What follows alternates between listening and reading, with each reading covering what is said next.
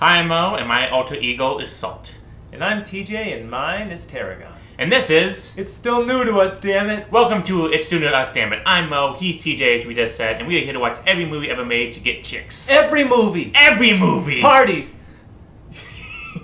And today's movie is...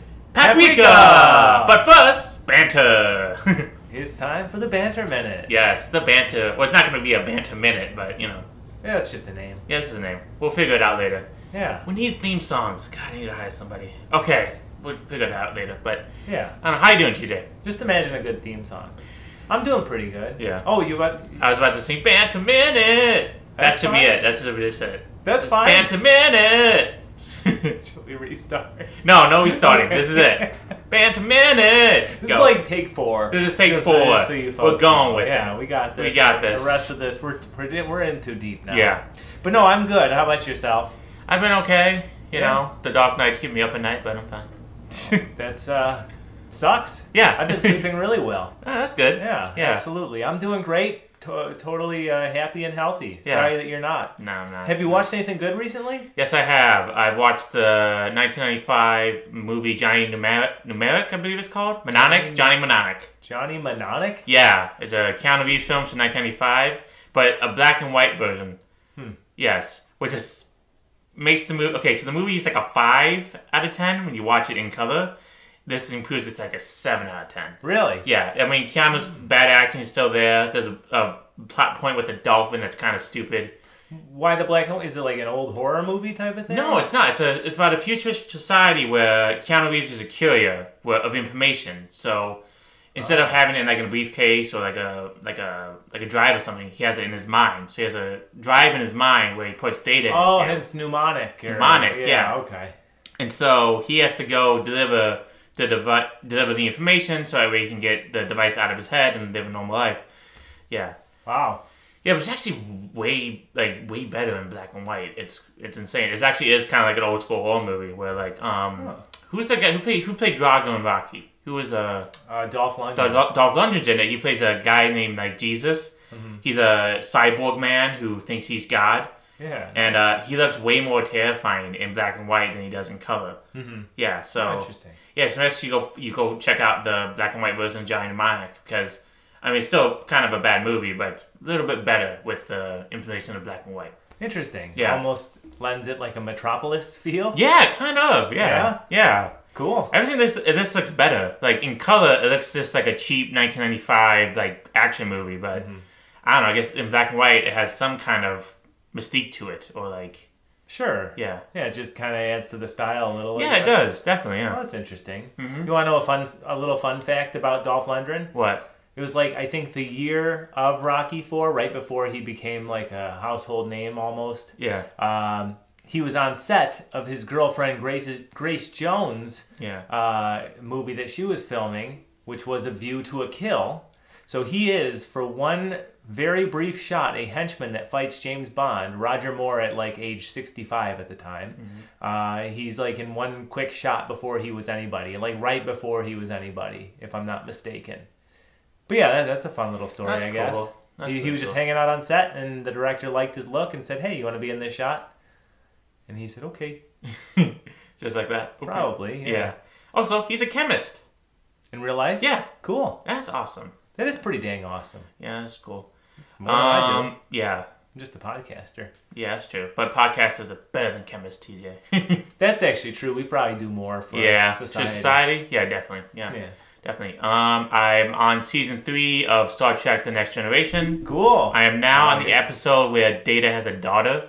Yeah, I'm on that one. Oh wow, you are like in the that's like getting to the meat of it. Like, yeah, is that the Borg at the very end? Yeah, because I've already sir. been introduced to the Borg. I've Yes, gone to the Q-Who. Yeah, Q-Who. I've done that. I watched the Q episode where he's human. Yes. Yes, that one's good. Good. Yeah. Very nice. Oh, you're in the getting into the meat and potatoes. of it. really liked the last episode I watched, which was when they were in the time vortex, a time warp, where Lieutenant Troy was still alive. Oh, that one is good. Yeah, that one's good. Yeah. Yeah, like I said, you're in the meat and potatoes of it, so you enjoy that. Yeah. Terrific. Anything for you, TJ? I've still just been slowly and surely watching Cheers and Welcome Back, Kotter. Yeah. That's really it, actually. How is it so Watching far? Welcome Back Carter. I like Welcome Back Carter. I'm like halfway through the second season. Yeah. I still think, oddly enough, and I don't know if it's just because it was fresh at the time or to me, but like the best episodes were honestly like the first 5 or 6, in my opinion. Yeah. And then it got like, it's fine, but it's not like, I was laughing pretty heartily the first few episodes. Yeah. I would say my favorite episode would have to be the telethon episode. That is a good episode. Yeah. I've seen that one. Yeah. I made it to that one. Yeah, definitely. Because it's just them at like the very end. Gabe's like, if you don't want these students in your classroom, donate now. And then Bob Wiener comes out. It's like, what? Yeah. That is classic. Wiener's like, hi there. Oh, it's great when he goes into that voice. Yeah. Hi there. Hi there. No, it's a funny show. Yeah. It's you know, I can see why it's beloved by many too. Yeah. And Cheers is Cheers, obviously. How was the episode of Columbo with George Wentz in it? Not great. Not great? I'll just go ahead and spoil it. He murders his degenerate gambler brother. So they co-own a stable. And a house and a stable. They own a racehorse. Yeah. Right? Isn't that where they stay in? A stable? I don't know. I haven't seen that show. Anyway, he raises this racehorse, George Wendt, and his brother, you know, kind of helps around the stables as well, I guess. But his brother's like gambling, you know, and like providing inside tips about their horse to like some, you know, made men. And, you know, George Wendt's getting pissed off. He's sick of paying his brother's gambling debts. So he, like any rational human being, schemes to kill him. So he does that by waiting until his brother tips off the mobsters. Oh yeah, our horse is going to win. It's far and away the best horse. And then he goes, George Wendt, right before the race, he kind of drugs the horse a little bit so it slows it down. And then his brother is, you know, owes the mob, and George Wendt, Norm just kind of frames his killing as a mob hit. But it's really dumb because like he like takes his brother out to the middle of nowhere at like 2 a.m. and says, "Oh yeah, we got to meet these guys here. Yeah, pull up in the, you know, this wooded area here and turn your car lights off." And his dolt brother does it. And then Norm gets out of the car, you know, goes around to his brother's side, shoots him, and then pulls out a bicycle from the trunk and rides out of the woods. It's like, first of all, just picture George Wendt on a bicycle. But they were on a dirt road, Michael. And like the key thing about Columbo, or his like, you know, one of his major traits is he sees everything. Nobody noticed a bike trail, a trail of, you know... that'd be kind of easy. Right. Yeah. Why do you have a bike anyway? Why not just drive out of there? And he was so fucking stupid that he left a cigarette butt, or at least ashes, in his brother's ashtray in the car, and his brother didn't smoke. They've done that. Stupid, a couple Columbo villains have done that, where they like smoke and leave like a cigar butt in the victim's ashtray, and it's just... So was his thought process like, my brother got hit by the mob, like if I take the car, then like it just seemed like he met up with the mob, and then the mob killed him, so that's why the car's there. Right, they leave the car with the body. That was definitely his idea. Okay. Quick question: was he offered a drink at one point and was like, "No, I don't drink"? No, I was really disappointed that there's actually like the next scene he goes, because he actually is a dual murderer, he murders twice in the episode. Then he kills the guy that would have killed his brother, so that it looks like it was like this guy from the mob was coming to kill him, and you know, and now that his brother was out of the way. It was needlessly complicated and really silly, because Norm at one point literally puts on a fake beard and goes to sit at a restaurant where the mobster, you know, a restaurant the mobster owns, so that he can release mice into the bathroom, the women's bathroom specifically, so that the next time a woman goes into the bathroom, she freaks out, as any woman would do when they see a mouse. I think anybody would just freak out. As I would do. Yeah. I'm just joking when I say that, but I would freak out. But this commotion by the woman screaming about the mouse makes the mob boss, owner of the restaurant, go into the restroom and get the mouse, and while he's doing that, Norm is checking his stuff. I don't know, it's fucking stupid. It was not a good episode. But that was like that was the last one, wasn't it? I watched the one after as well, and then I have 3 left. Yeah, and I think the last one's like 98. 2003. 2003? 2003. Peter Falk was like, I can keep on going. You know, it's actually kind of sad, and we will move on from the banter minute eventually, but it's actually sad to me because Peter Falk, I was reading, he really wanted to play him again, even for one more time. Yeah. But his doctors also said to the studio, no, he doesn't even recognize the Columbo character. He was like, it's really gone. Yeah, he was losing his faculties. Unfortunately, it's kind of a sad end, but a beloved actor. Yeah, and I'm glad that I watched that show. That's very cool. good. Yeah, I'm surprised they haven't tried to bring back Columbo in some way. I think the same thing all the time, and I'm glad they don't. I think Mark Ruffalo wanted to. Yeah, because I know the bring back Matlock with Kathy Bates. Okay. Yeah, so that's happening. Okay. Because they brought back what was that old TV show back in the 50s? It was just like a prosecutor attorney. Oh, on HBO. On HBO, Perry Mason. Yeah, they brought back Perry Mason, yeah, made it more gritty, even though they made Archie more gritty and off the walls. Yeah. I guess that's the new trend, but I don't know how you say this about every property and they still find a way to do it. I don't like Mark Ruffalo looks like him. I don't know. No, I think Mark Ruffalo's too good looking. I think it needs to be a schlub. He's just got the hair. He's got the hair. Yeah. He does need to be a schlub. You're right. He needs to be a schlub. Yeah. Yeah. Yeah. I don't know how you do that though. Peter Falk is Columbo. Yeah, definitely. And he loved that role, so it is what it is. Anyway. Yeah. Anyway, let's talk about the film.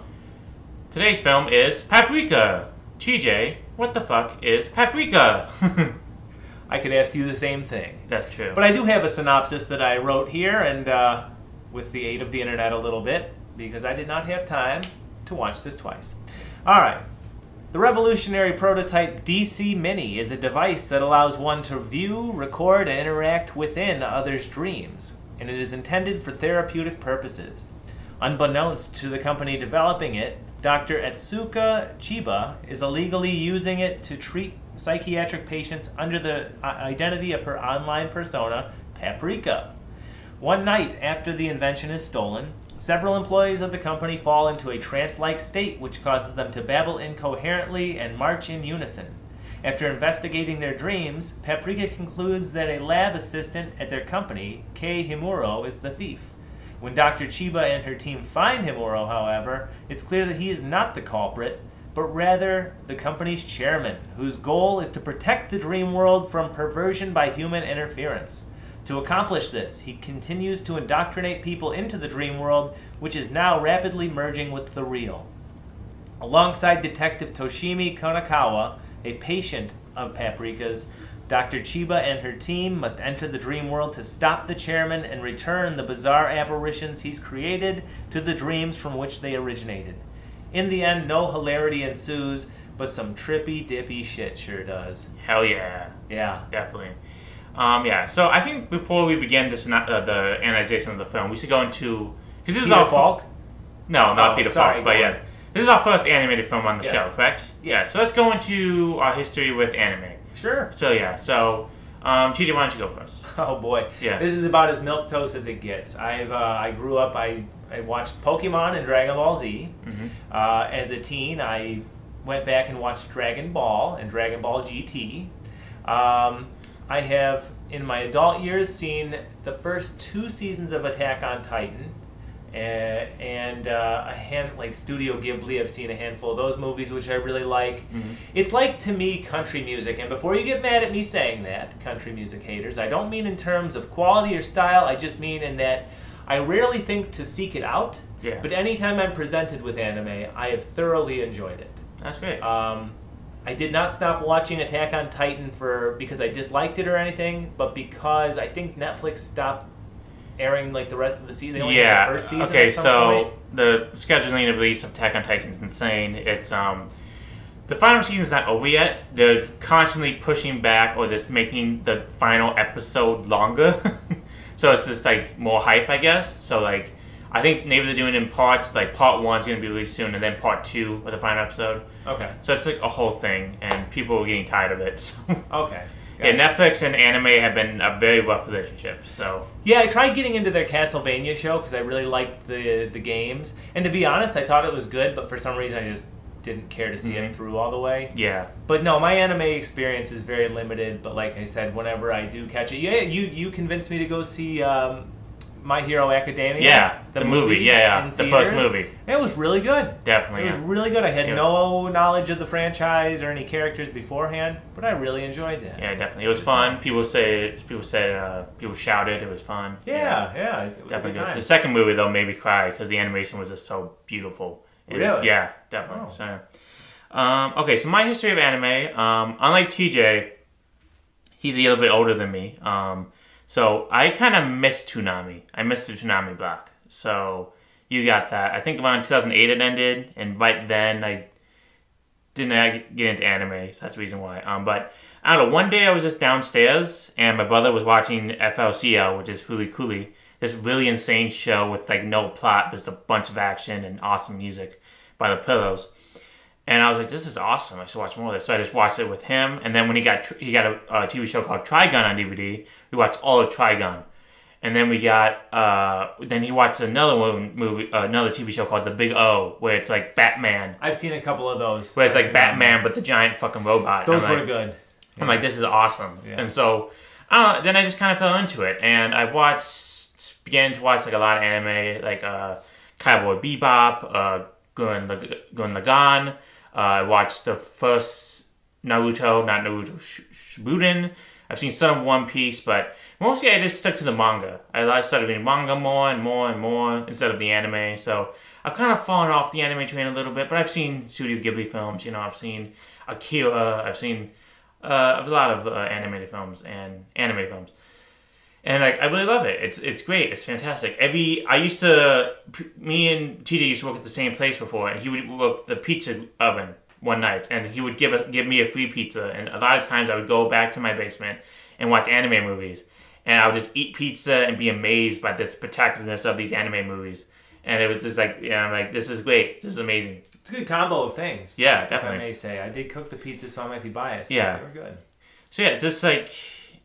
Anime now, definitely. The state of anime now is way different from way back when you were a kid.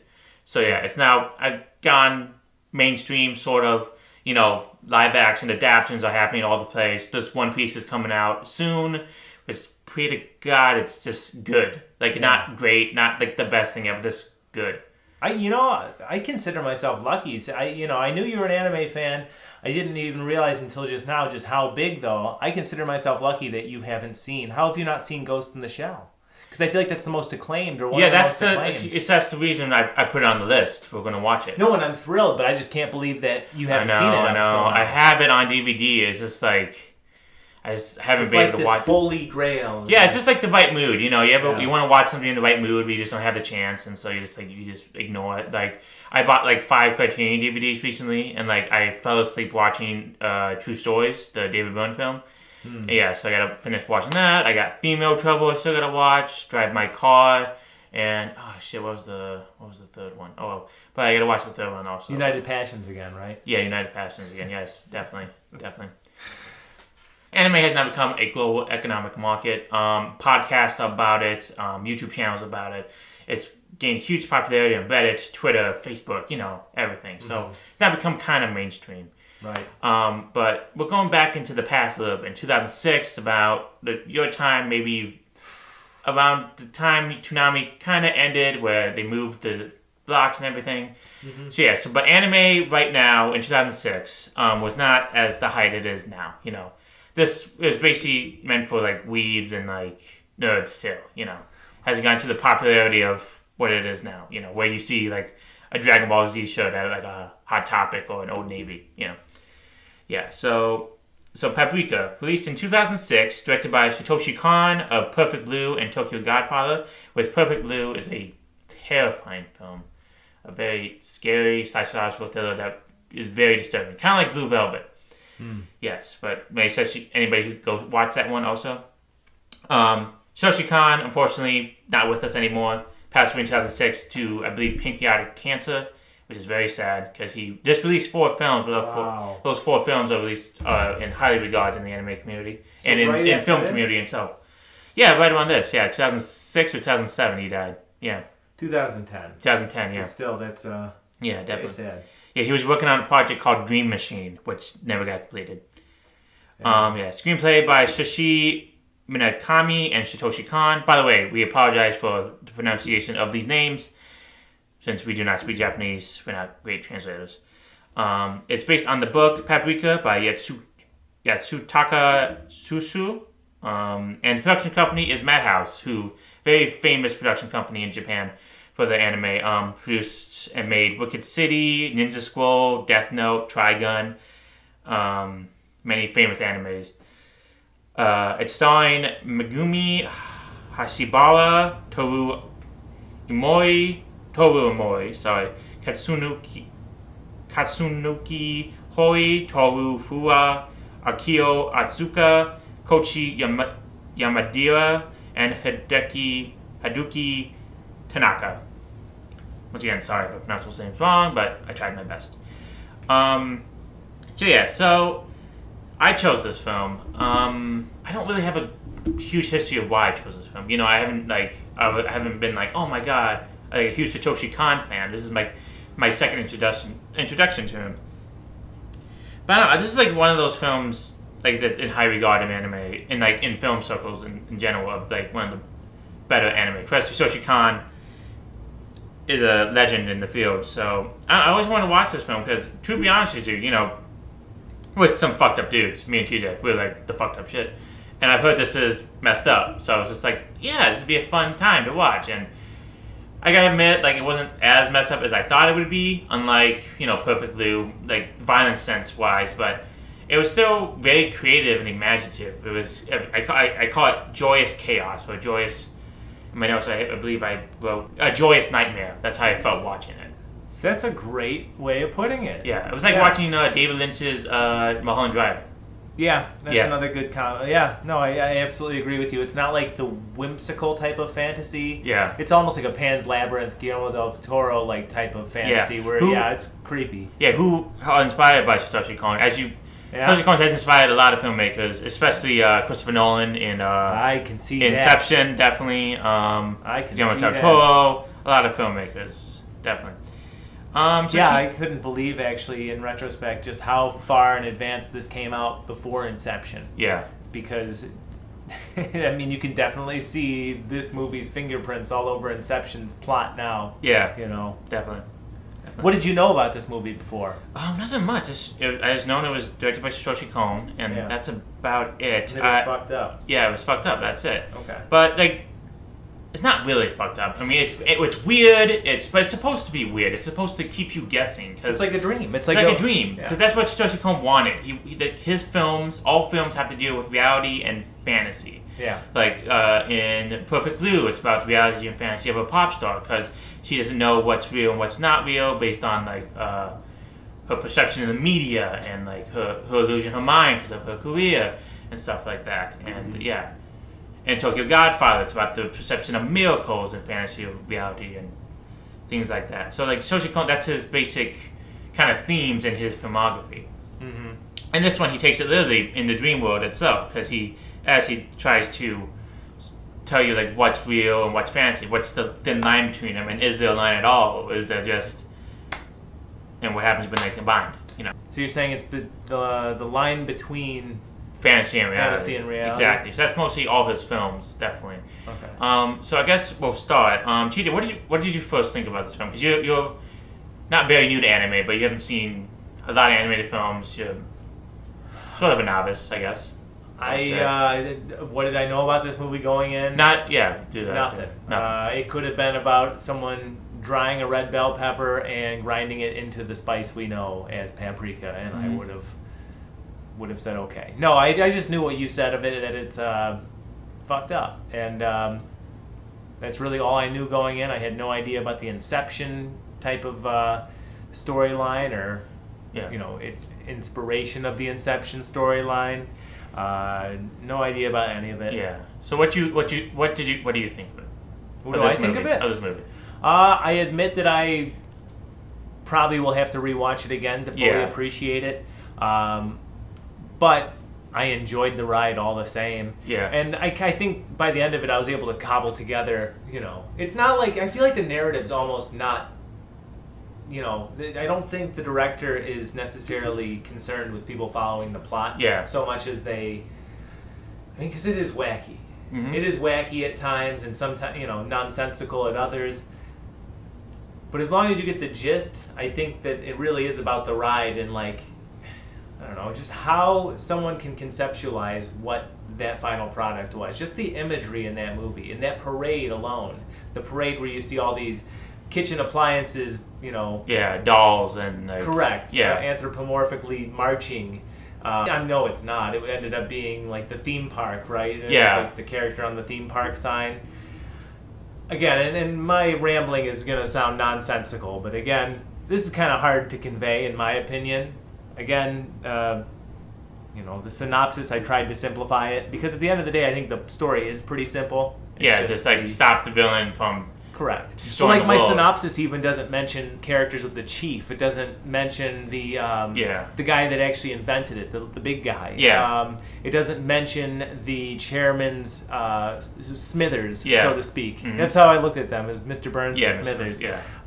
Who betrays Dr. Chiba and I guess was in love with her, right? Well, yeah, he wanted her, and I guess in the end, it turns out that she loves the genius, the big guy. And that's why she's trying to save him. Sure. So, yeah, definitely. I'm doing a horrible job at articulating this, but if I can go by scenes. I enjoyed a lot of scenes in this movie. Yeah. Particularly, I like the beginning a lot because it starts off just balls to the wall. You're in the detective's dream. The opening scene in the circus. And plus the credit scene. Was amazing. It really was. Yeah. That's Satoshi's editing style. Mm-hmm. He does. Let's see if I can find the words. And it's so relatable. Mm-hmm. Yeah, he does matching scenes transitions. So scenes. Those his words. That's what it's called. So like say you have a field, and then to transition to see it's like daytime, but transition to night, you just make it night in the field, and then it becomes night. That's how you show people it becomes day and night real quick. So that's kind of like that. So he just takes images and then makes them match, or also to intercut them to make it seem like it's one flowing movement. Okay. Yeah. So you definitely see that all over this movie because you will slip from reality to a dream. Like it's nothing. And that was the whole purpose of the editing style. So that way it seems like you don't know what's real and what's not. Because that was cool sometimes too. It was like, is this reality? And then the one minute you see a giant doll attacking the building, then this is not reality anymore. But And I should note too that I didn't catch this while watching it, but I found it later while perusing the web, that the DC Mini that was stolen was that they were also using for their illegal side hustle therapy. That was just the prototype, so it would allow whoever stole it to enter other people's dreams, and that's why these characters are slipping in and out of reality in the dream world. Mm-hmm. And it really is masterfully done. And I really, like I said, I appreciated the opening dream sequence, not because you actually kind of see it 3 times, and I love that you see it in a different perspective each time. The first time, you're fresh to the movie, you have no idea what's going on, you don't know who the characters are, nothing. And the dream itself is so relatable in that 1 second he's in the stands, right? And the ringleader says, but now you're here, and now all of a sudden he's in a cage right by the ringleader. Yeah, and a bunch of hymns attack him. Yes, the people with his face. That is something I swear I've dreamed of, where other people have my face or just faces that don't match the body. So that's the first time you see it, right? Yeah. Then the second time is immediately when he's woken up by Dr. Chiba, who's in her Paprika alter ego at the time, who's performing therapy on him, and they literally are on her laptop watching the dream, right, and kind of helping dissect it. And then the third time he has the dream again later on, and he's trying, it gives him greater insight. Going into it, having already analyzed that dream a bit, he goes into it. And the reoccurring bit when he sees the body floating there with the bullet in it, that gives it a whole, that he recognizes a whole new meaning to that part. Yeah. So it's really cool how you see the same scene 3 times, but it's a completely different experience each time. Yeah. Really cool, and I like. Yeah, and that was the kind of the genius of Satoshi of Khan. He was just he's like, I'm gonna make sure that you kind of know you're in the real world, but then not at the same time. So I'm just like, okay, they're watching the film, but they're watching the film, but it still could be the dream world. We don't know. So that was the genius of the editing and using time and space. Because usually, the video I watched about Satoshi and his editing is matching scene transitions are very simple, like a general match cut. Like you get one scene, and then the next scene is the exact same scene in a different scenario, or it's like graphic matching, or this showing two different time periods. This one, he goes, it's insane. It's like he'll jump from certain places to places. Like that one shot where Paprika's in a diner and she's getting hassled by some young guys, and she decides to go, and then she goes behind a guy who's like roller skating, and like she's in the shirt then, and then yeah. He does a whole. Takes it like 10 times more insane than it really is, because usually these matching transition scenes are just like one shots, used for special occasions and stuff in films to make it more creative and stuff like that. But he decided to use this as his whole style. Sure. His whole editing style. Yeah. Sure. Yeah. Yeah, and he there's just a ton of imaginative scenes too, and like just you said it's what did you say? Some kind of fantasy, like just the bending of reality and fantasy, the dream world. My bad. You can cut all this again. Okay. No, I'm sorry. I'm like trying. It's so hard to articulate about some of this yeah. stuff. Well, I guess we can break into the film. So, we go to the credits. So then we find out about the device itself, the DC Mini. And so, really, it's a device that lets you go into dreams and then try to find out what's wrong with you, maybe what they mean fully and all that stuff. And then we find out, there's a situation. And somebody has stolen the DC Mini. And, the first instance of the parade we get is when the chief starts rambling on. And I was watching the scene, I was like, what's going on? I'm like, I thought I was having a stroke. Yeah, I thought he was like, is he just being funny? Is he like proving a point or something? Trying to be smarter than bad translation or something? Yeah, and I was just like, oh wait, hold on. And then all of a sudden we get him like just going, like we see him just walking away. Because nobody in the office was like freaked out or anything. Right. They were like, no, what's going on? But then we see him in the fantasy dream where it's like the parade's going on. You see. He describes it perfectly, like a bunch of third graders decided to throw a parade. It's vacuum cleaners, it's fridges, radio alarm clocks, dolls, little like Chinese statues of the cat, they go up and down. Frogs with cymbals and trumpets. Yeah, absolutely. Yeah, and then he jumps out a window, and then what's going on? And then I love this is also in the video I saw. This is how Satoshi Kon doesn't show you the action right away. First he shows you the jump, then he shows you the dream. And then he shows you the aftermath, and then he shows you what happened, because you see him jump, the dream, him in the hospital bed, and then you see the coat hanging outside the tree of what happened. So that's kind of a great way to put it in two different ways. I know, I couldn't believe he survived. Yeah, me neither. I thought he was gonna die. I thought he was too. Yeah. So then we meet characters. Dr. Chibi, who's Paprika, the very attractive and very serious head doctor head scientist. Then we meet the big guy. His name is Takeda, who's very childlike, but also is very smart. He's kind of like the brains of the operation, but nobody takes him seriously because he's fat and he acts like a child. And then we introduce to his the sidekick of the chairman, who doesn't really have a big plot in this story. He's just seen as like the regular coworker, Maybe he has a crush. You can kind of tell in the beginning maybe he has a crush on Chiba and not. But yeah, but then they figure out maybe it's this Hiromu guy who took the device and now is doing all this. And so then they go into his apartment. And this apartment. Well, because didn't they see his face when Paprika went into the dream? Yes, true. They saw his face. She saw Himura when he was the king. He was the king in the throne of the parade.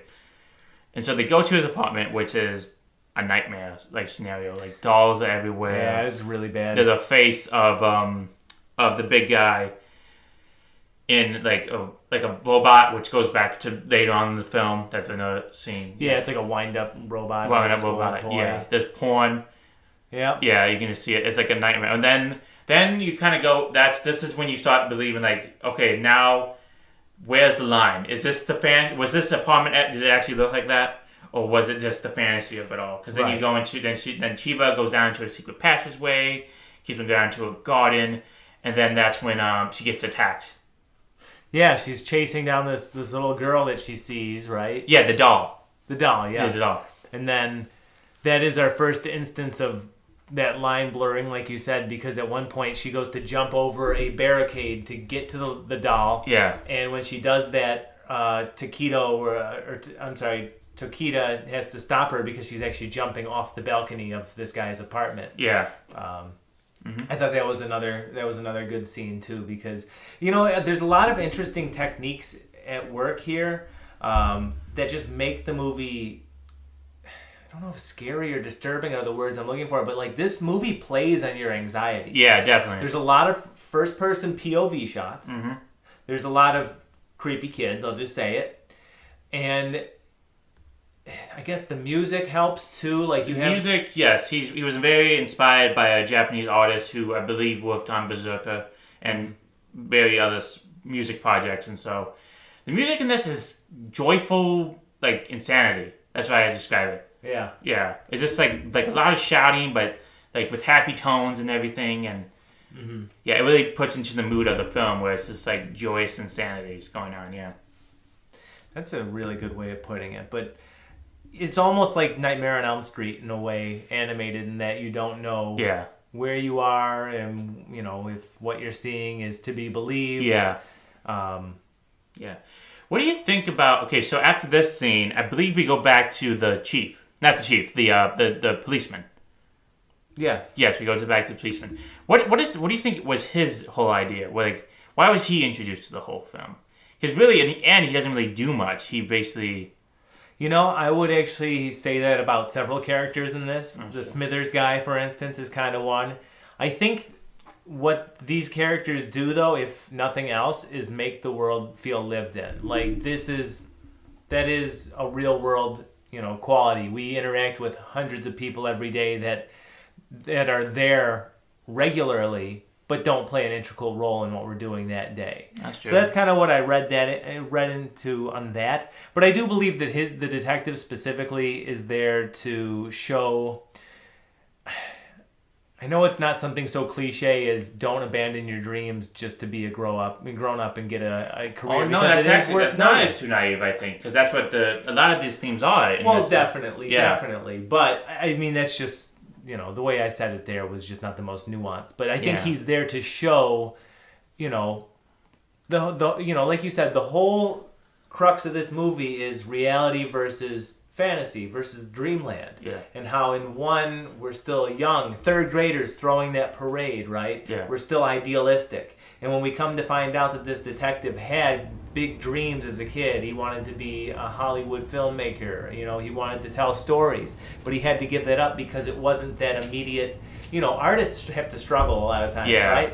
Because unfortunately, there's not a whole lot of money in art right off the bat unless you are lucky and very, very talented, right? Yeah. And, this character did what so many of us do, where we have these dreams, delusions of grandeur in some case, and the real world comes knocking, and guess what? We got mortgages to pay. Yeah, and he also gave up his dream with his friend because his friend died before he can make his first film. Correct. He mentions, and we come to find out that the ringleader in his dreams is a friend of his that he knew from school, right? Yeah. And this friend was brilliant and had a knack for filmmaking, and the two wanted to be hit filmmakers together. And his friend tragically died, which is kind of when, reality gobsmacked our detective friend in the face, and he ended up taking a job in the police force and avoiding the movie theater at all cost. Yeah.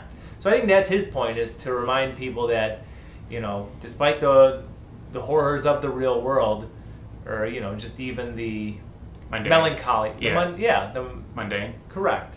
The melancholy and the mundane of it all.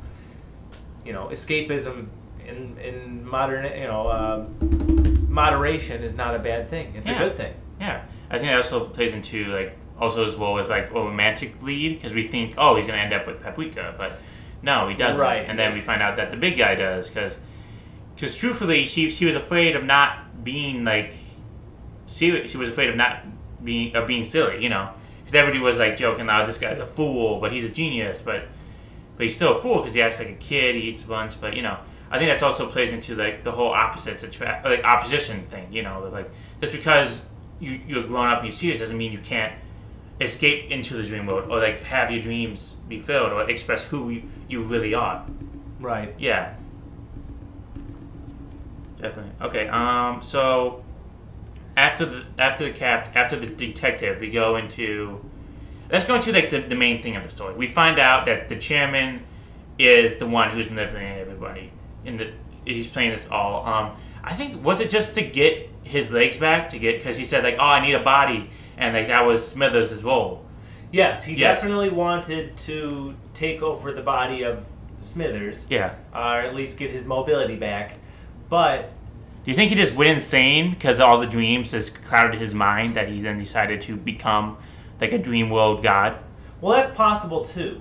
What I gathered from reading more on Wikipedia, watching the movie the first time, was that his motivation was to keep the dream world untainted by human interference, which is a really noble, which to me is interesting because it's like keeping the fantasy alive, but you. Well, correct. It's like an undiscovered country. It's almost like this is an indigenous people in the dream world. Yeah. Don't let us ruin that. It's something that's so innocent and pure and chaste, and if humans start entering it together and overanalyzing things and manipulating it, then it's become it's become perverted. And I think, to be honest with you, that's what I like most about this movie, is that it makes you question who's really right here. Mm-hmm. Is it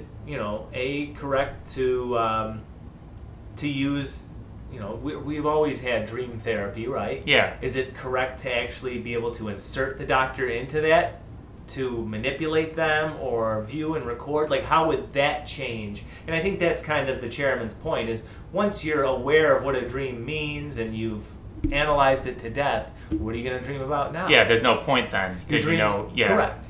And I really left this movie wondering, okay, was he really the bad guy? I mean, was what he was doing really... Okay, fine, merging the two worlds is not... Yeah, that's ideal, bad. yes. Murdering people, yeah. Indoctrinating them is not good. But is this DC Mini device, is this good, wise? Yeah. For humans to pursue? That's true. Because, like, we talk a lot about the big guy character, and we haven't really talked about that much. Takeda, yes. But he's doing it because he also has a childlike oneness, and he wants to figure out dreams and everything. But the chairman doesn't want that. He still his seriousness, and like he just wants dreams to be dreams, like no pervertedness, as you said. So that's why he is going after everybody. So but I don't know. I get the point. No, the characters, you're right. They're the perfect antithesis of one another. One's young at heart, one's old and bitter and kind of jaded by humanity, I would assume. Yeah, so that's why he wants the dreams to stay the dreams, and he doesn't want the young people or like the young at heart people to analyze dreams, because that's the only place where he feels joy again, I guess. Sure. Or again, it's also like you see the struggle between their two ideologies about the machine is similar to the internal struggle in the detective. Is one of them is still, like you said, still childish and full of that, wonder and awe of the world, and what does this mean? What does this mean? Whereas the other one has seen his fair share of humanity and decided, listen, I can't escape humanity except in my dreams, and I'm not going to let anybody, mess with it. Yeah. Correct. Yeah. That's what I gather from it anyway. Yeah. Okay, so after we find out the chief, not the chairman, is the main bad guy, then things really start to go downhill in the terms of reality versus fantasy stuff, because fantasy is taking over a hell of a lot more. Paprika is being captured in a very disturbing scene where Smithers takes her and then cuts her open to reveal the real Chiba and tries to rape her. Yeah, he definitely groped the hell out of her, and that was fucked. That was really definitely fucked. Smithers' name, by the way, is Dr. Morio Osane. Morio Osane. Okay. Yes. Yeah. And then, how does she escape that scene? I forget. Does she wake up, or does she? I think. The detective breaks through the theater screen. He finally goes into the theater, and the theater and the dreams interact, and then he shoots Smithers. And then you guys just gotta watch this movie. You gotta watch this movie, and then his dreams go into like her saving her, and it's amazing. And then he finally gets the big moment where he kisses her, and then she slaps him, and he wakes her up and accidentally stabs the chief instead. Mm-hmm. Yeah. That's correct. Yeah. But then we still don't know if we're not in the dream world or not. And we find out we're still in the dream world. Because then a giant doll comes to the office and starts destroying everything. Yes. And then this is when the parade comes into the real world. And hell starts breaking loose. Girls become giant cell phones who do the can-can. Businessmen are killing themselves by jumping off the edge of buildings in a very, like with smiles on their faces. Women and children are becoming frog creatures with trombones and giant golden cat statues and stuff like that. Everything is going on. And they're trying to stop it now. So it's like, okay, how do we stop this? And unfortunately, Tokita. Yeah. Unfortunately, he goes into the dream world because I guess, I don't know why he went into the dream world. I guess it was to prove a point that he is serious, or maybe he didn't care and he was just trying to save his best friend, or just wanted to study the dreams more. And he unfortunately gets taken over into the dream world and becomes a giant robot like we see in the apartment. Mm-hmm. And yeah, he just loses control and now is trapped in the dream world. Yep. So then, let's see, what happens then? I believe a giant... Okay, so then Paprika and Chiba are now two separate people. They're running across the city trying to save Tokita. Yes. And unfortunately, Tokita eats Chiba. But that's not the end of her. And really, Paprika, she's like a very interesting character in herself. Because she does not really... She seems like she doesn't care at all. Like, she doesn't... Like, she shows fear when, stuff happens to her, but sometimes she's smiling in the face of fear, and she's challenging the enemy herself with all these propositions and counterattacks. Well, I mean, that is kind of the point of an alter ego in some cases, right? People typically don't create a secret alter ego to be more of a pussy. That's true. You know what I mean? Or more of a wimp. Yeah. And I would have to say 2006, that's got to be too early for a keyboard warrior analogy where it's kind of about how the Doctor in real life might be more reserved and cold. Yeah. And her online persona is more brash and not afraid of anybody. Yeah. But we do see that quite a bit these days to the detriment of society. People are tough on the internet and say things that they wouldn't say to you to your face, I'm sure. No, but that is fascinating. And it has aged. That is an aspect of the character that has aged particularly well, though, is that Chiba is so radically different from her, quote unquote. Because Paprika's like fuck that fatso, just let him die, and then Chiba's like no. Could it be maybe that she's genuinely intrinsically interested in helping people, though? Because I mean, remember she's doing something illegal, but she's certainly not framed as doing something bad. Yeah, that's true. Well, she's a scientist. She's actually trying to help people.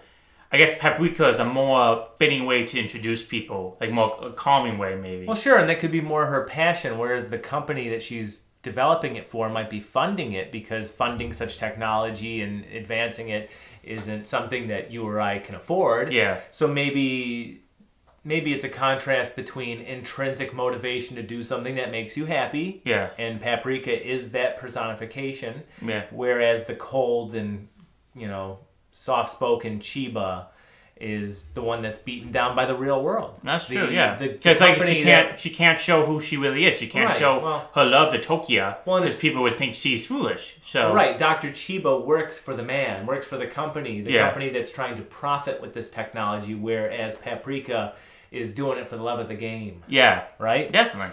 That's my read on it anyway. I think that's a good read. Well, thank you. Yeah. Thank you. I should mention I am illiterate. But thank you. Yeah. So Paprika is this bad-mouthing the bad guy, and then we think, okay, it's over, because I believe... So Tokia comes in, tries to fight him, and unfortunately it fails. And I don't know what happens in general. Paprika and the spirit of Chiba combined and burst out of a Tokia, the giant robot. And if she was a baby, and she starts sucking in the chairman, who now becomes a bad nightmare man, and she begins to grow into a 4-year-old, and to a 7-year-old, and then to a teenager, and then to a fully adult woman who's naked, and then she just swallows everything up, and that just solves everything. The evil is defeated. That's it, and everything's fine.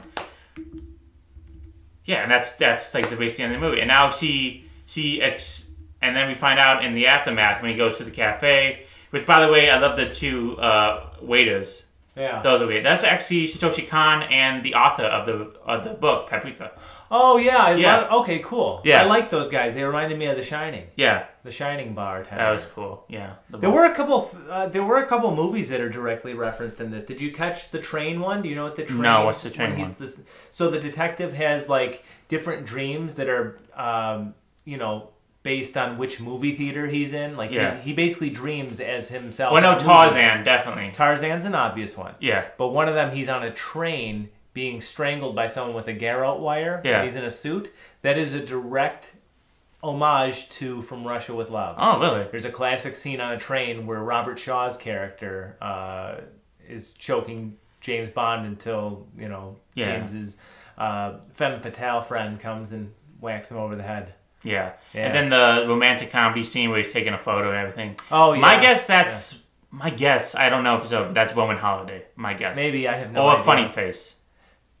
Those are the pictures. I remember that's about a photographer who falls in love with a stuffy librarian, even though she's Audrey Hepburn. You've seen it? I've seen a bit of it. Audrey Hepburn, and she's like a magnificent beauty, but that was way back then. But yeah, there's definitely is a lot of things because one of my favorite ones was the very end when he goes to the actual cinema to watch a movie. You actually see you see the posters for his 3 films: Tokyo Godfather, Perfect Blue, and then Millennial Actress. I did catch the Tokyo Godfather one. Yeah. I didn't realize that it was his film though. That is cool. Yeah, all the films. So very cool. That's fun. Yeah. Very cool. Nice. Yeah. So yeah, that's the end of the film. A giant woman sucks up all the bad nightmares, and then everything returns to normal. And Chiba and Tokyo are getting married, and the detective finds love in movies again. Yeah. Yeah. Yeah. Last scene is him getting a ticket for a movie that Paprika suggested to him. Yeah. It was good. It was good. Good ending. Yeah, so that was basically the whole movie, and that was the thoughts on it. Listen, those rambling thoughts don't do it justice, people. If you're interested, go check it out. Definitely. I guess, I don't know, should we do a response of the public and do our response, or no, let's do our response first, yeah, then we do that. Okay, public. so, fuck the public. I mean, let's just do ours first. Let's do ours first, okay. Okay, so now it's our time for our final thoughts. Okay, so, this movie, for me, I don't know what I was going to expect. I think I was expecting the kind of Perfect Blue kind of movie where it's kind of really messed up, a lot of violence, a lot of death, a lot of gore. But really, we didn't get a lot of that. Some people did die, but really didn't see it. It's mostly like a nightmare kid world we saw. And it was very creative. The acting was great. We didn't really speak on the voice acting of it all, but it was really good. Each one fit their character really well. Each one was fun and kind of creative in their own way. Because I love the big guy. I love the way his gestures and movements were. And I love how the way he acted. The chief was great. You literally meet him when he's stuck in a door. Stuck in a door. Or in an elevator. That's or whatever great. It was. Yeah. And then it goes back to the moment where we go back to that moment and then they find out that she loves him. And it's quite beautiful, actually. Yeah. And this film is just... Especially because up to the point, sorry to interrupt, especially because up to that point, Chiba herself did not really show him any emotion. Right. She was so closed off. Yeah. Sorry, go on. Yeah. Yeah, so, but this movie is still balls to the wall madness, and I love it for it. It is like a David Lynch film, but, it's... Not going to say it's more creative than David Lynch film, but I just say it is like a David Lynch film, where it's just like, it is a walking nightmare. And you got to figure out what this nightmare is about. And I used to hate these kind of movies back then. The ones with like very little plot and it's just like you got to figure it out yourself. Because truthfully, I wasn't smart enough to figure it out myself. But I think now I am a little bit smart enough to figure it out now. But behind the meaning symbols of everything. And I thought it was fantastic. I was just shocked and confused half the time. But I think that's the point of the film, to make you feel like you're in a nightmare. You don't know what's real, what's not real. And I loved it, and I would definitely watch this movie again. I would definitely recommend people watch this movie to experience it itself. So, in my rating system, I would give it... Fuck it, let's give it 6 out of 6. Wow, that's high praise. Nice. That's high praise, yeah. Very good. Because the animation was also beautiful, well done, and also grotesque and vicious and also disgusting, which it was everything all at once. All right. Well said. Okay. So, as the casual anime fan, Mm-hmm. my first impressions were, how does somebody picture this? Just these images. How does somebody so creative that they can envision that, articulate it somehow, and put it to the big screen? Um,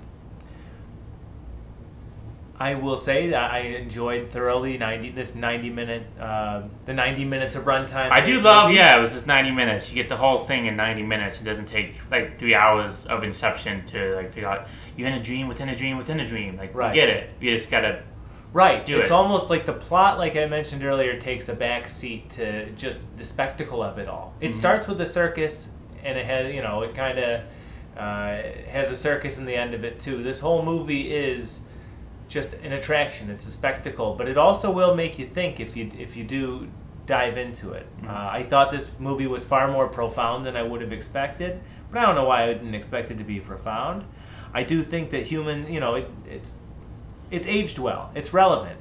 Humans are always pushing through to the unknown, and we look at that as a virtue. We look at that as it's just human exploration, and we don't really stop to think if it's always ethical, right? Just because we can do it, should we? I don't know. I thought that this movie poses an interesting argument. If we could tap into our subconscious collectively and analyze things, and manipulate our subconscious, should we do it? I'm not sure that we should. And I don't know. I struggle with a movie like this because it's hard for me to articulate exactly what I'm trying to say. Yeah. But I like how profound the movie was, how much it made me think the day after. We've said that before about other movies, I think, is that, sometimes the impact of a great movie is that not the you think story about it itself, more, but the implications of it, whatever message it's trying to get across. Yeah. And some of the most effective movies I've seen are the ones that I think about, as the days go on, more than I did the hours after I watched the movie in the first place. And this was one of those movies. Not just in terms of the profundity of of it all, but I think this was probably the most technically proficient anime movie I've ever seen. I mean, there were some like live action movie style camera techniques used. That's why he did animate it, because you can't do that in live action, because like the shots he does is like 6 frames, but the shots, if you want to do it in like a regular movie, is 10 frames, so it's slower. That makes sense. Yeah. And this is definitely the type of story that's best conveyed in animation. I mean, that's what animation's obviously, and animation's bread and butter is being able to do anything. Yeah. You can do anything that your imagination will allow you to do, right? Listen, I'm sorry I can't put this into better words. I just know I enjoyed this movie a heck of a lot. I probably will rewatch it one of these days, just so I can feel like I have a firmer grasp on everything that I took in, because in the moment it is a lot. Yeah. It is somewhat overwhelming. But ultimately, I'd say that's not a bad thing. Like I said, the 90 minutes almost feels light compared to, well, A, modern movies, and B, just how much depth there is in terms of the characters and the setting here. But it was a really good ride, and although it is somewhat nightmarish, at the end of the day, the images, the surreal, bizarre images that you take in, they weren't scary. They were just bizarre. And once you get past that, I don't know, it's like any other weird dream you have. I'd recommend this movie. I don't know how best to describe my feelings toward it, and I apologize for that. But I'm going to give this movie 4.5 out of 6 anthropomorphic refrigerators. Damn. I know that sounds like a critique, but I try not to be too willy-nilly with the 5s and 6s. Yeah, maybe I shouldn't do that either. I feel like maybe 6 No, was you too... do that. I don't know, because I feel like maybe 6 was too You high. are the anime guy. I'm not. That's true. And I can always see these ratings are fucking stupid. That's true. Useless. They mean nothing. I mean, Fuck we these gave our ratings. good opinions. We say this is a great movie. You should go watch it. Yes, 100%. I'm not lowballing. It doesn't matter if it's a 5 or 6. Go watch this movie. No. Yeah. I could always reappraise this the next time I watch it, and I probably will. Yeah. So, I only say 4.5, I guess, just A, because I don't want to give out the 6s too regularly, especially to an anime, which I'm not, I don't know what else to compare it to. Yeah. Other than Studio Ghibli, and I feel like those are kind of different, even though some do deal with emotions such as dreams and stuff like that. But there's also very little storytelling in some Studio Ghibli films. It's more of an art piece than more of a movie, I feel. Yeah, at least some of I them. can see that. Yeah, But this didn't feel like an art piece. This felt like an actual nightmare or an actual dream you're watching. Sure, 100%. Yeah. And again, once I've watched Ghost in the Shell and any other anime movies that are kind of in league with this, if I were to watch, I don't want to say Blue Velvet, with it Tokyo Godfather, Perfect Blue, yeah, or Perfect Blue, then I probably I'd have something to stack this up against. Yeah. So I hope you understand. But I did really enjoy this movie, and I'm glad that I watched it. It was a trip. Woo. It was a trip, and I do recommend it. Okay. So that was our opinions. What did everybody else think? Let's find out. Okay, so the budget of this movie was 300 million yen, which in our money is 2.6 million. Our money being the USA. Box office was, for America, or overseas, as it says, $944,915. So not that much. But of course, overseas, in 2006, you wouldn't give that much money. Especially, in foreign film, animated film, it was not going to be a huge blockbuster, as it would be today. I couldn't really find Ebert's review on this. My guess he didn't review it, because maybe it was not out in a lot of theaters he was watching, or he didn't really... Was he alive? Yeah, Ebert was alive in 2006. Okay. Yeah. Cisco was dead, unfortunately, in 1999. Yeah, so it was not in his top 10 films of 2006. It was not. But the reception, the Rotten Tomato score, 85% critic, 87% audience, so very even.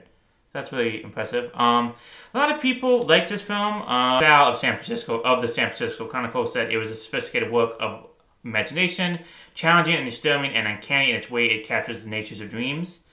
Rob Nelson, the Village Voice, said Paprika is not a movie that's meant to be understood so much as simply experienced. Or maybe dreams. Thank God. Yeah. Thank God the pros actually felt the same way I did. And I feel so vindicated. Yeah. Some did not. Roger Moore. Oh. What? Not that Roger Moore, a different one. Of the Atlanta Sentinel said, with a conventional invade dreams / bending reality plot, it's a bit of a bore. It's not a dreamlike mesmerizing as Richard Linklater's rotoscope animation Waking Life that's fanciful than the Oscar-winning anime Spirited Away. Yes. Okay. And also Bruce Westbrook of Houston Chronicle said it is as trippy as a Jefferson Airplane light show and criticized the characters and the dialogue, which I do not agree with, because this is definitely not like a crappy Jefferson Airplane trippy. Yeah, that is a little what's the word? Harsh? Well, not just harsh, but it's like condescending too. Yeah. Oh, so anything trippy's got to be like a Pink Floyd show. Yeah. You know what I mean? It could have been this like the criticism of anime during that time. Also, as not regarded as a high art. Yeah, as it is. I would argue this is the most dreamlike movie about dreams I've ever seen. Definitely. There's a difference between psychedelic and dreamlike, right? Yeah, definitely. You know what I mean? This was dreamlike, where almost the images that you're watching, like I said, they disturb you because they play on things that are conventionally creepy smiles, people's faces not matching their bodies, like dolls, dolls, animatic objects coming to life. Correct. Yeah. They play on things like that inherently, think about it logically. Should you really be afraid of a parade of marching refrigerators and blenders? No, it's some shit that kids think of. Yeah. Right? Mm-hmm. So it's dreamlike in that if I had a dream like with that parade, I would wake up creeped out. Yeah. But at the same time, would it be any better if I was having a dream where I was being chased by a serial killer? I'd say one of those is objectively scarier and more life-threatening than the other, right? Mm-hmm. No, this is a dream. I agree with you. I think that's condescending and short-sighted to say it's like a Jefferson Airplane acid trip. Yeah, I agree. The awards for this year. This was not nominated for any major awards, mostly in film festivals. The animated Oscars is a joke. We know the Oscars are a joke, but once again, we're just two slubs in a basement doing a podcast. So, but we wouldn't really have the expertise to say it's a joke. No, the fuck what I said. Okay, so no, none of those words matter. Yeah, so just like our ratings don't matter. Yeah, the Oscars. A lot of people think the Oscars are a joke. I agree with that. They don't really prove anything that you are the best film or anything like that. But the animated film has been butchered in the Oscars category recently. A lot of controversy because the people who vote for these films in the Academy don't really care about the animated films. Like, they usually just pick what their kids like, and that's it. And a majority of them do not work in the animated field, which is very heartening because they don't really care. So usually the best films, usually it's just Pixar or Disney or like DreamWorks. Like, those are the top three. Like Disney, Pixar, DreamWorks. Maybe you get like a Studio Ghibli film like Spirited Away in 2002, which I believe won. But usually it's like 2 or 3 people. Yeah. So this year, 2006, the animated films that were nominated were Happy Feet by George Miller, which is actually a really good film. George Miller is a very inventive director. I really like his films. Cars by John Lasseter, Pixar guy. And Monster House by Gil Kenan. Gil Kenan. Was written by Dan Harmon of Rick and Morty and Community fame.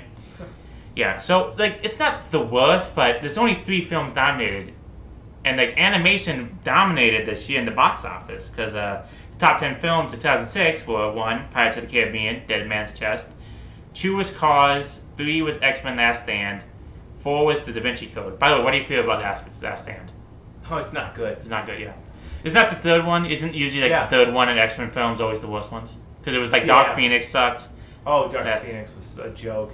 I remember usually going to see that film as like, I don't know if you invited me or not, but it was just like, yeah, me and the guys are going to see Dark Phoenix. I'm like, oh, I heard that movie sucked. I like to think I would have invited you, no? I don't remember. Maybe you invited me. I said like, no thanks, I heard it's terrible, and then you went to see it and it's like, yeah, it sucked. Dude, we are devoted. Me and Rick saw Fantastic Four. Why can't they just do a good Fantastic Four? Like, I haven't seen much Fantastic Four in the way of like animation. The best one? Oh, in animation it's different. Sure. Yeah. Best one's definitely the one you were 94, baby. 94. Oh yeah, 94. Yeah. Even the goofy like stretch thing. Yeah. It works. I love it. It works. It's Roger Corman. Yeah. Making a movie so he doesn't lose a license. I like a license to the property rather. Yeah. I love it. And it's not sad, but is it sad that that's the best one? Like out of like millions of dollars you couldn't perfect, like you couldn't make it better than the Roger Corman cheap 100%. Yeah. But that's the only one that's not too pretentious to think that it's better than it is. Yeah. You know what I mean? That's the only one that knows. There's a reason they didn't release it. They knew that it was bad, but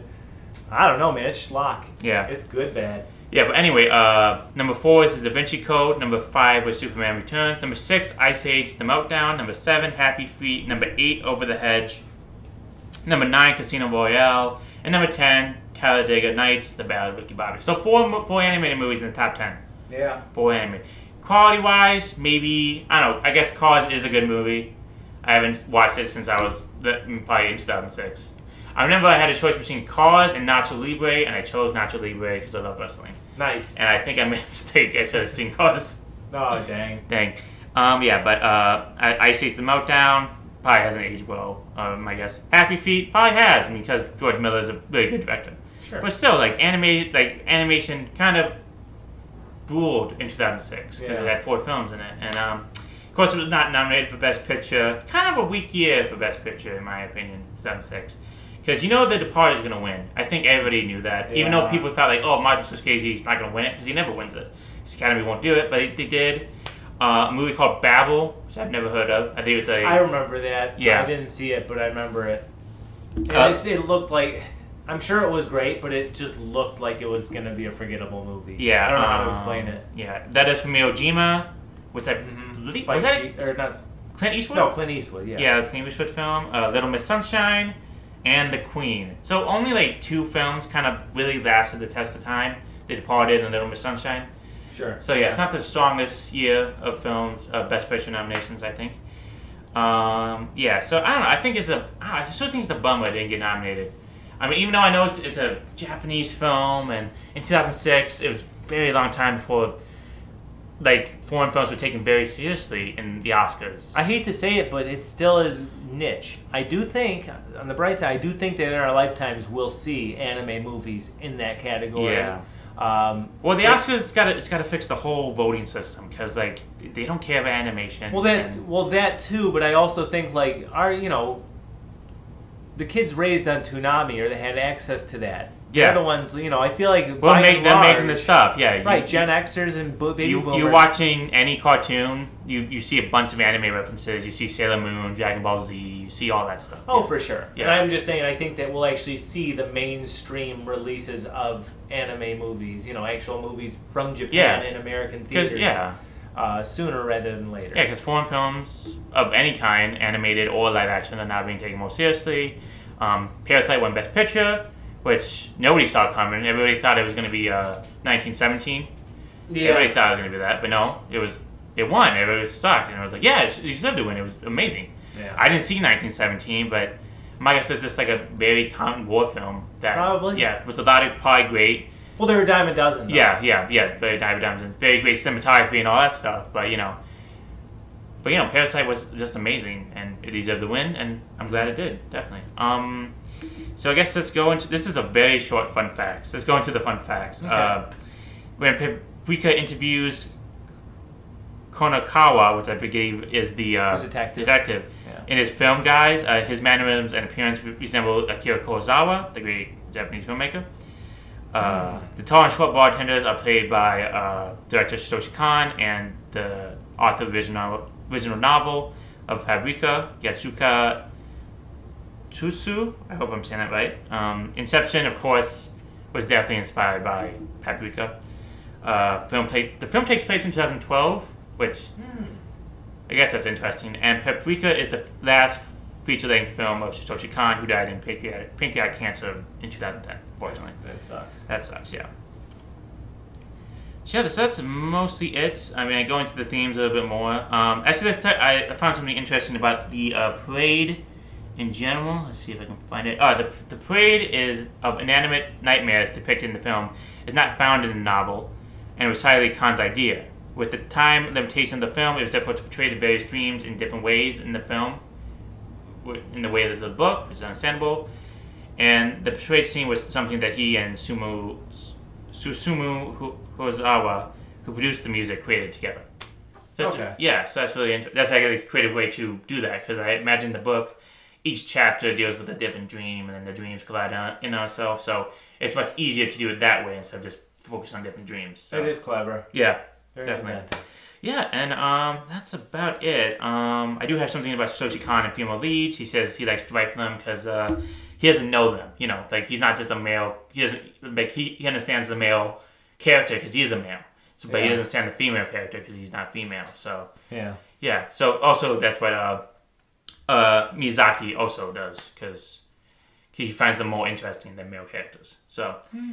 Yes, that's about it. So that was our review of Paprika. Hope you guys enjoyed it. Hope you could follow it. Yeah, hope you can. I think we did a good job. I think we did a really good job. You might have. I definitely. I think we're second guessing. Sometimes I'll start a sentence and I'll get that train a-rolling, and then you can't just stop on a dime. A train can't just stop on a dime. So yeah. Well. Yeah, but I think we did a great job. Hope you guys enjoyed it. It was fun to talk about. Definitely. And now it is time. What are we going to call it? We're going to call it something. What? The last thing. That was it. We're going to call it the last thing. The last thing. The last thing. Okay. I forgot to do the last thing. So I do not have the assignment. You're getting to know you? Yeah, I didn't do the assignment. Wow. First you forgot the folding table. Yeah, I forgot the folding table. We're in a very small table. So I forgot. But I do have something else we can do. What's that? SummerSlam predictions. Oh, SummerSlam is coming. Woo-hoo, it's coming to Detroit, baby. Hopefully we can go. Yeah, we'll keep that in mind. Keep that in mind, yes. So predictions then. Okay. Yeah. So So for those who don't know, our podcast is called It's Still With Us, Dammit, which is based off the wrestling meme, It's Still With Me, Dammit, based on the crying to Terry Funk. Oh, it's so damn and NWA press conference. So we love wrestling, and SummerSlam's coming to Detroit. Let's talk about it. So, TJ, I think you're following... We are Detroit-based. We are Detroit-based, yes. So, TJ, you're following more WWE than I am. So, what's going on right now, do you think? Well, I actually just recently got back into it. Yeah. Thanks to you, actually, in large part. And I do think, if I may say, it seems like the country's... Or not the country, but the company, rather, is seeing a bit of a renaissance. Yes. I mean, these last like 4 pay-per-views have all been bangers. Yeah, that's true. 5 maybe even? Yeah, there have been some issues. Vince McMahon did like a secession. Sorry. Yeah, that was... Yeah, Vince McMahon did a secession style takeover of the company again, which is very strange because that was happening the exact same time secession was going on. So you can relate even more to like... Well, it was also kind of funny too because like, didn't he kind of like do the thing where, you know, he did something horrible, people found out, and instead of being, you know, he just said he did the right thing, quote unquote, and said, you know, I'm going to step down from, you know, I'm going to step down from all day-to-day activities. And then eventually he realized I can sell the company. I don't have to technically step away. He realized like nobody would care about this in like 7 years. Right. So I'm coming back. And Vince McMahon, he doesn't give a shit what anyone thinks about him, right? But regardless, I've really enjoyed their pay-per-views. Triple H is doing a great job. Yeah, the long-term storytelling. Yeah, the Usos, the Bloodline. The Bloodline theme's has going been great. Yeah. I am interested to see one particular wrestler, how he's treated, because we've seen treatment of a superstar like this in the past with guys like Zack Ryder, for instance. Yeah. Where the crowd is so behind someone, and I'm talking about L.A. Knight. L.A. Knight, yes. Yeah. Mm-hmm. He is so over right now. And it seems like he's going to be taking on Austin Theory for the U.S. title. Mm-hmm. So I want to see, is Triple H going, you know, will they... Because apparently a lot of people have soured on Austin Theory. Now, admittedly, I just watch the PLEs and read the recaps. Yeah, okay, so Austin Theory, he was an amazing wrestler in the Indies. He was in a wrestling company called Evolve, which is very popular in the indie movement. There's some backlash to him because there's rumors that he was involved in the Speaking Out movement, which is a movement where a lot of female wrestlers spoke out against wrestlers who were sexually assaulted or harassed them. I don't know if these rumors are true or not, but for some reason, like, he was taken off TV for a little bit, so maybe that's for the reason, so we don't know. But also, people, I guess, just don't like his character, and he's not really that interesting. Yeah, that's it. It was weird. They put him over Cena at WrestleMania and then have done nothing with him. Yeah. Nothing of note, anyway. Yeah. So at least LA Knight, you can say he's derivative of The Rock, and he is. But damn, he's entertaining. Mm-hmm. He's good on the mic. I gotta show you the clip of him doing like El Hilo Trump. Oh, jeez. Yeah, he was in a Mexican wrestling company, and he was just like, he dressed as Trump and tried to do. That's pretty damn funny. Yeah. Okay, nice. Yeah. LA Knight has been in the business for so long. He's done he's 40. Yeah, he's done like a lot of small acting bits. You can see him in TV and like a bunch of wrestling commercials, a bunch of commercials. It's kind of funny because like he did the mocap for the video game. Yeah, there's a whole bunch of stuff on Reddit. You see like clips of LA Knight doing like random stuff. It's really fun. That is pretty funny. Yeah. I'm excited for the Bloodline because I don't know if Jey Uso is going to take over the belt because I heard a rumor that Roman Reigns will keep the belt until next year's WrestleMania, which would put him over, I think, Hulk Hogan. Yeah. As like definitely the second longest reign of the title. Because I don't think you can beat Bruno Sammartino's because he was like 10 years champ. Don't do that. Yeah. So that would be interesting. I don't know how they're going to keep the storyline fresh because you just can't keep on doing like Solo Sikoa attacks you and then right, and then we have a trial about it on SmackDown. Yeah, exactly. Yeah. No, I hear you there. It will be interesting to see how the Jey and Roman match at SummerSlam will work. I do see Roman holding the belt until WrestleMania. At which point I think the Bloodline's gone. Solo no longer respects him. Yeah. He's lost the Usos. And then he faces Cody Rhodes. Maybe it's been a long time since they've done back-to-back Royal Rumble winners. I'm just going to have not hot take, but I'm going to say something that's probably going to age poorly. But fuck it. You know. Cody Rhodes wins back-to-back Royal Rumbles. Why not? Why not? Yeah.